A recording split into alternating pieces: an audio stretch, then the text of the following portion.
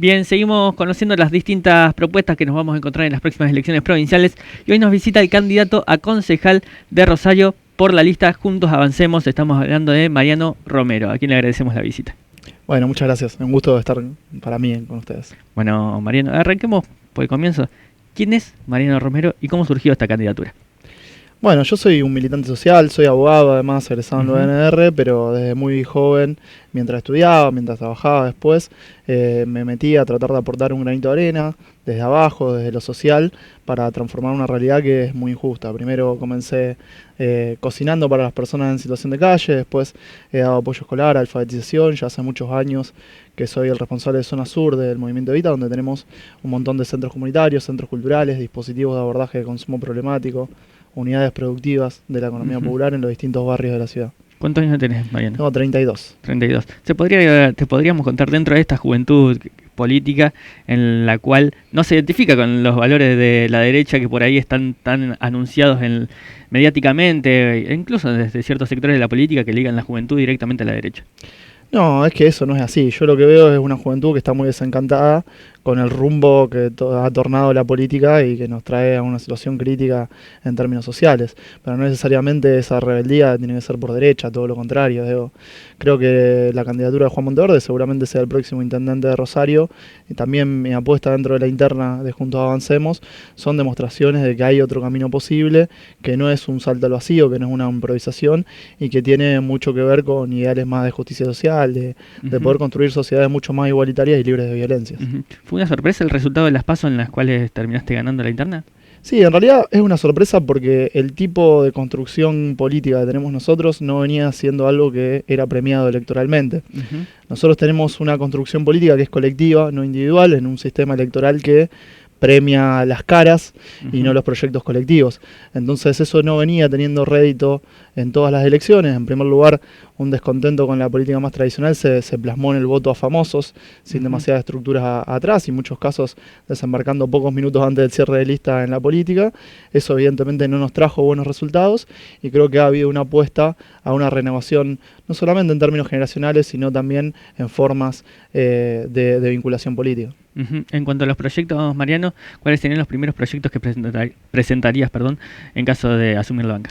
Bueno, yo siempre digo que hay una diferenciación muy importante entre lo urgente y lo importante, ¿no? Nosotros tenemos un montón de deudas pendientes en Rosario, pero creo urgente garantizar algo que es, si se quiere una voz unánime entre todos los sectores políticos, pero que luego no se cristaliza tampoco en políticas concretas, que es la educación. La educación, nosotros en Rosario tenemos pérdidas de días de escuela, no solamente por el estado de los edificios, no solamente por la situación salarial de los docentes, sino por balaceras, ¿no? Entonces creo que un proyecto urgente para poder llevar adelante desde el Consejo Municipal y que lo ejecute justamente el Ejecutivo son los corredores escolares seguros. Garantizar que los horarios de entrada y salida de las escuelas en los lugares más complejos puedan tener presencia de los órganos de control municipales, puedan tener iluminación, intervenciones urbanas con la erradicación de microbasurales, que puedan estar asfaltadas las calles en los accesos, que no se pierdan tampoco los pibes días de clase cuando llueve porque no pueden acceder, y sobre todo que el transporte público que está en crisis, llegue, aunque sea en tiempo y forma, a los horarios de entrada y salida de las escuelas. Se habla mucho de esto, de las facultades, de quién tiene las facultades para intervenir sobre la temática de seguridad. La provincia, la municipalidad se tiran la bola de uno a otro. La municipalidad puede hacer cosas para intervenir en seguridad. Sí, por supuesto. Si se piensa que la única tipo de intervención es a través de la fuerza de seguridad y hasta a través del encarcelamiento, bueno, seguramente no tenga ningún atributo el municipio. Pero, hay un conjunto de acciones posibles. Por arriba, la Agencia Municipal Antilavado es un gran ejemplo de eso. Se aprobó en el Consejo Deliberante y no tomó cuerpo a raíz de una decisión política del Ejecutivo de plancharla. Si se ahogan los circuitos a través de los cuales se lava el dinero del narcotráfico, de la criminalidad compleja, se ahoga también el sistema en sí mismo. Y por abajo también, hay mucho para hacer. Nosotros, yo te voy a dar un ejemplo, las urbanizaciones de los barrios populares, ¿cuánto tienen que ver con la seguridad, por ejemplo? A nosotros en Villa Manuelita, en noviembre del año pasado, nos matan a un compañero, Ricardo Carrizo, que vivía en una calle muy corta que tiene una cuadra, se llama Amelio Piceda. Hubo 3 homicidios más en esa zona, desde noviembre del año pasado para acá, sigue sin iluminación pública, ¿no? Entonces, ¿cuánto de esto tiene que ver? ¿Cuánto tiene que ver que el municipio no tenga dispositivos de abordaje de consumo problemático en el territorio, cuánto tiene que ver que el municipio no genere cooperativas, por ejemplo, para aquellos personas que salen luego de estar privadas de su libertad, que hay experiencia que lo sostienen las organizaciones sociales y que tienen una tasa de reincidencia cero. Entonces hay una multiplicidad de intervenciones, ni hablar la política en términos de trabajo, que podrían facilitar el hecho de que prevenir cuestiones y que están muy al acceso del municipio. ¿Y por qué se da esta distancia, Mariano, crees vos, entre los que tienen cargos ejecutivos y posibilidad de hacer y la no ejecución de las respuestas que, bueno, vos lo planteás, están a la vista? Sí, yo creo que en primer lugar hay un desconocimiento de la realidad, ¿no? Esto que te decía seguramente del alumbrado en Villa Manuelita es una situación que es claro que no conoce el territorio, una gestión municipal que está total y completamente disociada de lo que le pasa a los vecinos y a las vecinas, sobre todo quienes viven por fuera de las grandes avenidas. Y en segundo lugar también hay una falta de cumplimiento de las promesas de campaña, ¿no? Esto, yo recuerdo algunas promesas muy puntuales del intendente en términos electorales, en el debate incluso televisivo de 2019. Una era la cuestión de la seguridad. Dijo literalmente Pablo, yo estoy capacitado, estudié y sé lo que hay que hacer y lo voy a hacer desde Rosario para resolver la cuestión de la inseguridad, que ya era crítica en el año 2019, hoy está mucho peor y lo único que ha hecho desde que asumió es tirar la pelota para otros niveles del Estado. O por ejemplo, hablábamos de la urbanización de barrios populares. En 2019 hubo un brote de leptospirosis y fallece un vecino de barrio Saladillo, estaba muy en boga el tema. Y en el debate dijo, literalmente, el actual intendente, es urgente la urbanización del Bajo Saladillo. Bueno, no ha habido ningún tipo de intervención municipal en ese barrio o en los demás, porque las grandes obras de urbanizaciones, o las pocas obras de urbanizaciones que hay en barrios populares en Rosario, han sido con fondos nacionales. Entonces, la verdad que el municipio ha faltado a su palabra. Mariano, antes nombraste el transporte público, vi que estuvieron midiendo frecuencias y estado del transporte en los últimos días. ¿Qué se encontraron? Sí, estuvimos realizando una medición con el Observatorio Social de Transporte, en el cual yo también me anoté y estuve midiendo la frecuencia de las distintas líneas de colectivo en 2 puntos de la ciudad, que recogen el 78% de las líneas, para tener algo que, bueno, se prevé y se siente, pero también tenerlo estadísticamente, medido para poder planificar políticas públicas. La situación del transporte en Rosario es crítica, sin adelantar demasiado los resultados, que vamos a salir en breve a publicarlos una vez procesada la información.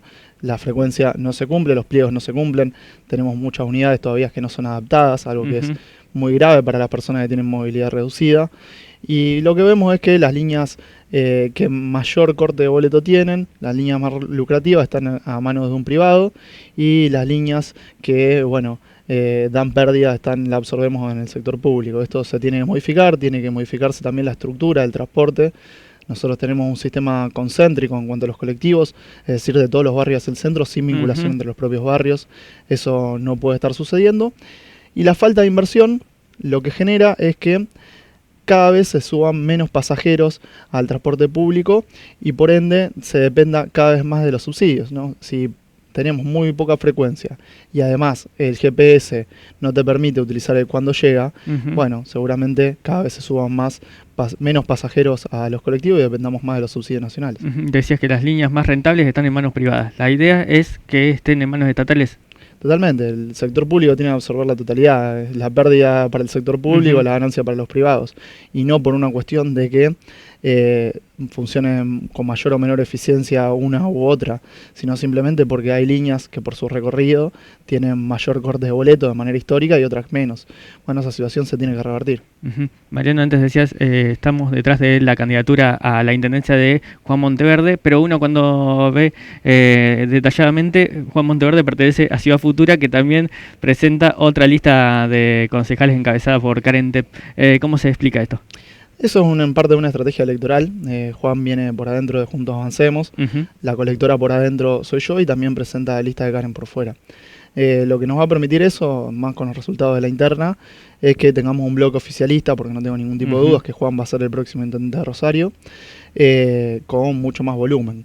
Entonces, respetando las identidades partidarias, porque venimos de tradiciones políticas distintas, vamos a elecciones para disputar el Ejecutivo y poder ganar la ciudad en una elección que va a ser inédita, donde hay solamente 2 candidatos a intendente y se va a plebiscitar una gestión municipal que es muy mala, nos pueda también generar esa estrategia legislativa, la posibilidad de tener un bloque o un interbloque, en este caso fuerte, que pueda acompañar las políticas de transformación del municipio.